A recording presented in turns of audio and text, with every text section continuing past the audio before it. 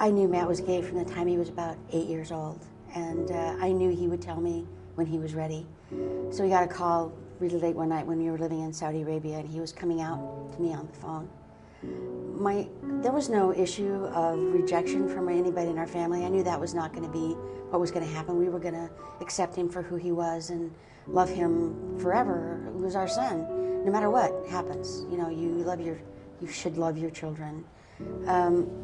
But my fear was that society would view him as less than and as a second-class citizen and unworthy of respect or equality or job protection or the ability to love who he wanted or marry or, you know, all the things that your other children just take for granted, you take for granted for them. I worried about violence. I worried about a lack of acceptance, a world filled with suspicion and even hate. He handled it very well. If he was ever bullied or felt insecure, he never shared that with us. He seemed to be moving on. He had wonderful friends, a community, an extended family, if you will. And it's always a challenge because you don't really, as a parent of a gay child, if you're not gay yourself, you don't really know everything they're thinking and everything they're feeling regarding their environment, who's around them and their friends and people who are not their friends, and how afraid they are to meet new people because they might be rejected. Someone who's in high school or college, they suffer so much heartache between getting the good grades, impressing the parents, you got peer pressure, the dangers of drugs and alcoholism, and then they also have to live with the guilt of, because they still can't accept themselves of being gay because of their parents or their family. What kind of suggestions or life-changing things that they could do to make themselves feel comfortable with their parents or family or friends or anybody? You know, it's a really hard question, and it's a good question. The thing is, as a society, we still communicate in general to everyone that being gay is somehow wrong. It isn't wrong. You are who you are. You love who you love, and that's just the way it is. But as society, if we keep telling people that, it's not right, it's unnatural, if we continue to treat the community as second-class citizens, it's always going to be fearful, whether you're out or not out. But things don't change until people do come out, because the stereotypes still persist. The ignorance is still there. For kids in high school, it's a very tricky thing because the public school system is not equipped to deal with kids coming out that young. They don't know what to do either. They have no training, they have no experience. All they ever see is the bullying part. There's no encouragement of acceptance among the general student body as a whole. Now there are, of course, exceptions to that. Some schools are wonderful about dealing with that issue. The problem is that there is no universal way to address the bullying problem. And we often hear from principals or teachers, we don't have gay kids in our school, so it's really not a problem. We don't need to talk about this. Well, that's just not true. That's just them assuming. It's not true. There are gay kids everywhere, and the reason they don't know is because they're so afraid. The environment has been created that's hostile, and there needs to be an accepting environment created from the get-go. So I wish that we could talk about these issues of respect and uniqueness from preschool and kindergarten every single year all the way through to graduation. If it's part of your culture, your education from the beginning, it becomes part of your life. You can't talk about it for 1 year and then forget about it. It has to be an ongoing thing. And respect is such an easy word, such a simple concept. You don't have to agree with the gay community, but at the very least you should respect them.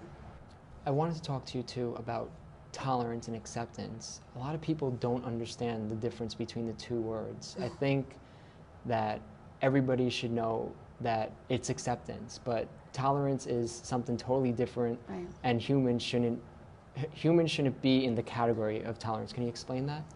Well, the most basic way I can explain that is that you tolerate bad hair days, you don't tolerate people. You accept people for who they are. Everyone is unique in their own way, but everyone also has the same dreams and the same aspirations. And to judge them or to remove them from your life because of their sexual orientation or their gender identity is to miss a great opportunity. Things can't move on if things are not changing, right? That's right. It's the proverbial catch-22. In the gay community in particular, folks are afraid to come out sometimes because the situation is not safe. But the situation will never change until everyone comes out. The stereotypes are debunked, and people move on, recognize the gay community is just like everybody else, accept who they love, and why do you care who they love? It's who you are. It affects nobody else in any other way. And that's why it's unfortunate for those that aren't able to get out of the closet. Right.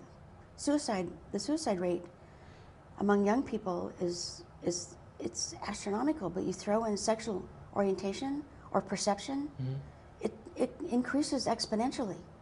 It's terrifying how alone these young people feel. Would you say the Matthew Shepard Foundation is the perfect spot for young teens and adults to share their feelings and maybe research some things? Right. We have a website geared specifically for that. We have two websites. One talks about the organization, and one is basically an information site called Matthew's Place. And you can go there for all kinds of links for specific questions: health issues, counseling, safety issues, shared stories, blogs, all kinds of information for parents, for kids who want to help their friends who are gay. We are not a direct service provider, but we provide information.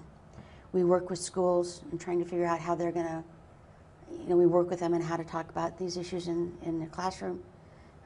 We work with many other organizations doing the same thing. So have a lot more time to go. We have a lot of work to do left, yes. Maybe just an estimate, within 10 years, where do you think things could be within the younger generation, the older generation? Do you think there would be more acceptance? And do you think that more of these hate crime laws would definitely be passed, especially in Wyoming? Or do you think we might still be somewhere around here? I think marriage is going to be moving forward very quickly, especially given the two cases coming up in front of the Supreme Court this spring. I think the Defense of Marriage Act, DOMA, is going to be left to the wayside, and that opens the door for federal benefits for same-sex marriage. So I think it's going to become more and more a norm, and it's going to become more important for it to become a federal unified, so you can't get married in one state and then not have it recognized in another state. Right. Something's going to have to change there. That's an untenable situation. I think it's horrible that half the United States has it and the other doesn't. I Right. mean, It's not. it should be one country. Right. And it can't work. If you work for a company and you're married, like in New York, but they transfer you to a state where marriage is not recognized, that just isn't going to work. So I think the courts are actually going to have to make a decision. Adults, parents that have a gay son or daughter, what would your advice be for them? Well, there's a really wonderful organization called PFLAG, Parents, Friends, and Families of Lesbians and Gays, that was started decades ago, that is really helpful in encouraging parents to accept, with support groups, and they meet with other parents of gay children, and they just learn from each other's stories on what they need to do and how they can accept this change in their life. You think as a parent, you're going down this very well-traveled road with your child. All of a sudden there's a fork in the road. You have not been down this fork before. Your child becomes sort of the teacher, and you have to accept that. Nothing about your child has changed from 5 seconds ago when you didn't know they were gay to now you know they are gay. Right. They're exactly the same child. Why could you not just continue loving them for who they are? I've never understood that idea that just because you're gay, you're no longer my child. It's a little mind-boggling. It's not a choice. It's who you are. You don't make a choice to be straight. You don't make a choice to be gay. It's who you are. Matt was very conscious and proud of who he was. And when he met new people, he made it very clear he was a young gay man. And if that was going to be a problem, perhaps your friendship shouldn't take another step forward. So he did speak out about He who did. he was. He was very, very open about who he was. And as he was laying in the hospital after being beaten in the coma, I remember thinking, if I hadn't known that he was gay before this, if this is how I had found out, I'm not sure I could have survived that. I would have always wondered, did he not trust us enough to tell us? Had we somehow created a hostile environment that he was afraid of us to not tell us who he was? I'm not sure I could have survived that. So in addition to educating people about the equality the gay community should be achieving instead of being denied that equality, I try to tell folks, you need to be who you are, not just for your safety, your future, your life, but that of your family too. They deserve to know who you are. They deserve that opportunity. Don't make that decision for them.